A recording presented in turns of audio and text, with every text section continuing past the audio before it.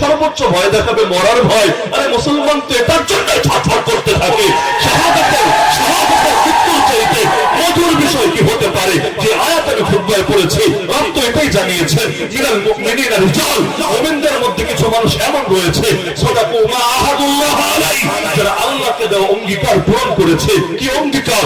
যতদিন বেঁচে থাকবো তোমার পথে জিহাদ করতেই থাকবো, যখন মরণ আসবে কাপুরুষের মতো মরণ হবে না, বরং তোমার পথে লড়তে লড়তে লড়তে বীরের মতো মরণ হবে। তা আল্লাহকে এই যে অঙ্গীকার দিয়েছে সেটাকে বাস্তবে পরিণত করেছে কিভাবে?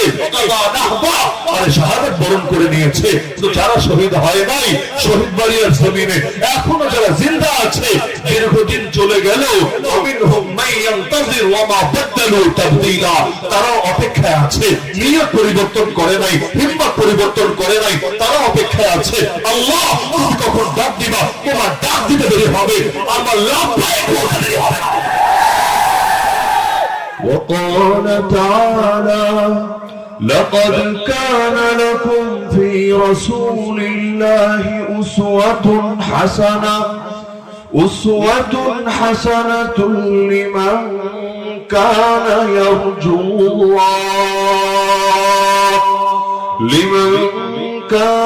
يرجو الله واليوم الآخر وذكر الله كثيرا ولما رأى المؤمنون الأحزاب قالوا هذا ما وعدنا الله ورسوله وصدق الله ورسوله وما زادهم إلا إيمانا وتسليما من المؤمنين رجال صدقوا ما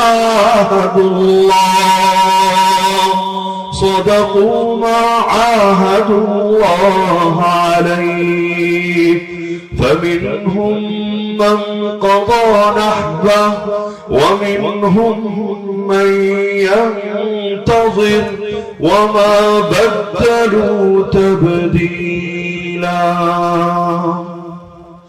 وقال النبي صلى الله تعالى عليه وسلم والجهاد ماض مذ بعثني الله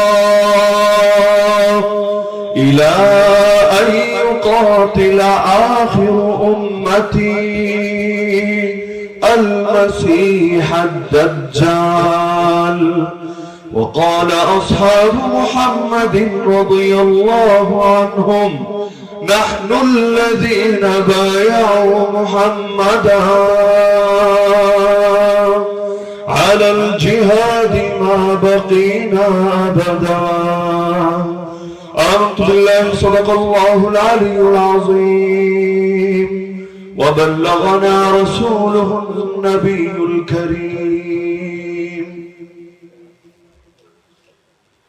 ঘাটুরা সবুজ সংঘের উদ্যোগে আয়োজিত সিরাতুন নবী সাল্লাল্লাহু আলাইহি ওয়াসাল্লাম উপলক্ষে অনুষ্ঠিত আজকের এই ৭১তম ঐতিহাসিক ইসলামী সম্মেলনের সম্মানিত সভাপতি ঘাটুরা কেন্দ্রীয় জামে মসজিদের শ্রদ্ধেয় খতিব মুফতি আসগর হোসেন সাহেব দামাত বারাকাতুহুল আলিয়া, উপস্থিত আমার শ্রোতা ওয়াজিবুল ইহতারাম হযরত উলামায়ে কেরাম, এলাকার গণ্যমান্য মুরব্বীগণ, স্থানীয় এবং দূরদূরান্ত থেকে আগত দিন দরদি কোরআন প্রেমী তাওহীদি জনতা এবং পর্দার আড়ালে থাকা মা বোনেরা, আজকের মাহফিলটা অনেক কারণেই স্মৃতিময়।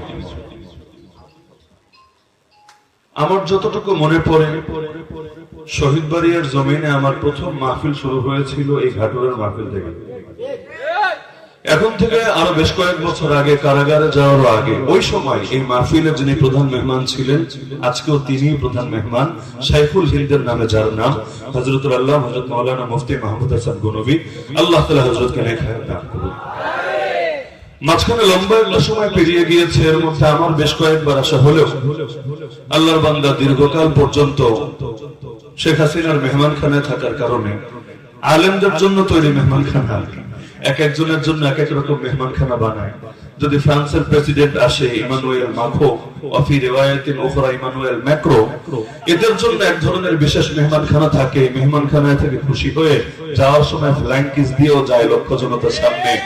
আর যদি আলেম ওলামা হয় তাদের জন্য আবার ভিন্ন ধরনের মেহমানখানায় রাখে, যে মেহমানখানায় যদিও কষ্ট দিয়ে থাকে অনেক, যেমন আমাদের জাতির পিতা ইব্রাহিম আলাইহিস সালামকে কষ্ট দেওয়ার জন্য আগুনে ছুড়ে ফেলা হয়েছিল, লেকিন আলহামদুলিল্লাহ সুম্মা আলহামদুলিল্লাহ পরিণামের বিবেচনায় আল্লাহর নবী ইব্রাহিমের জন্য যেমন সেই আগুন দিলের প্রশান্তির কারণ হয়েছিল, হৃদয়ের প্রশান্তির কারণ হয়েছিল, এই আলেম ওলামার জন্য আলহামদুলিল্লাহ এই লাল গুদামগুলো, এই কারাগারগুলো দিলের প্রশান্তির কারণ হয়ে গেছে। যার কারণে যারা কারাগার থেকে জেল খেটে এসেছে কারোই লস হয় নাই, বরং আল্লাহ তাআলা ঈমানে, আমলে, আখলাকে, আফকারে, হিম্মতে, সাহসিকতায় আরো বেশি পরিপূর্ণতা দিয়েছে। এই যে এতকাল জেল খেটে আসলো, আসার পরে আজকে শুনে কি মনে হলো? ভয়ে কাপুরুষ হয়ে গেছে নাকি আগের চাইতে হিম্মত আরো বেড়ে গিয়েছে? আগে অনেক ক্ষেত্রে হয়তো অজানা এক আতঙ্ক কাজ করতো, জেলখানা কেমন জানি, রিমান্ড কেমন জানি, আয়না ঘর কেমন জানি, কারণ মানুষ যা দেখে না সে ব্যাপারে আলাদা একটা আতঙ্ক কাজ করে। আপনারা যারা আন্দোলন করেছেন, এখানে যারা আছেন অনেকে হয়তো বিগত জুলাই আন্দোলনে শরীক ছিলেন, আর বিবারিয়ার লোক আন্দোলন করবে না তো আন্দোলন করবে ওটাকে।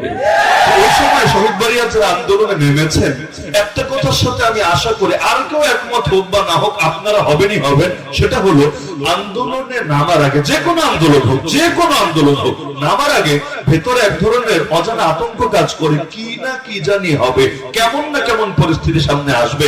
কিন্তু একবার নেমে যাওয়ার পরে যখন দেখা যায় দুইজন ভাইয়ের শহীদ দেহ দেখেছে, আর কয়েকজন আহত অবস্থায় কাতরাতে দেখেছে, যখন দেখে পুলিশের টিয়ার শেল একের পর এক আসছে, বুলেট একটা ডান কানের লতির নিচ দিয়ে আর একটা বাম কানের লতির নিচ দিয়ে চলে যাচ্ছে, তখন ভেতরে এমন এক মজবুত হিম্মত তৈরি হয়, আরে নিজেকে সেই জালেমের বুলেটের বৃষ্টির সাথে ফেলে দিতেও কোনো দ্বিধা বা ভয় অন্তরে কাজ করে। তখন না পুলিশ দিয়ে, না র্যাব দিয়ে, না আইন শৃঙ্খলা বাহিনী দিয়ে, না অন্য দেশের হিন্দি বলা লোকদেরকে দিয়ে মেরে মেরে হুমকি দিয়ে কোনোভাবে দমিয়ে রাখা যায় না। আলহামদুলিল্লাহ আলহামদুলিল্লাহ যে আলেমরা জেল খেতে এসেছে, এখন নতুন করে আর কিসের ভয় দেখাবে? ঘুমের ভয়, ঘুমের অভিজ্ঞতা আছে, রিমান্ডের ভয়, রিমান্ডের অভিজ্ঞতা আছে, জেলের ভয়, জেলের অভিজ্ঞতাও আছে।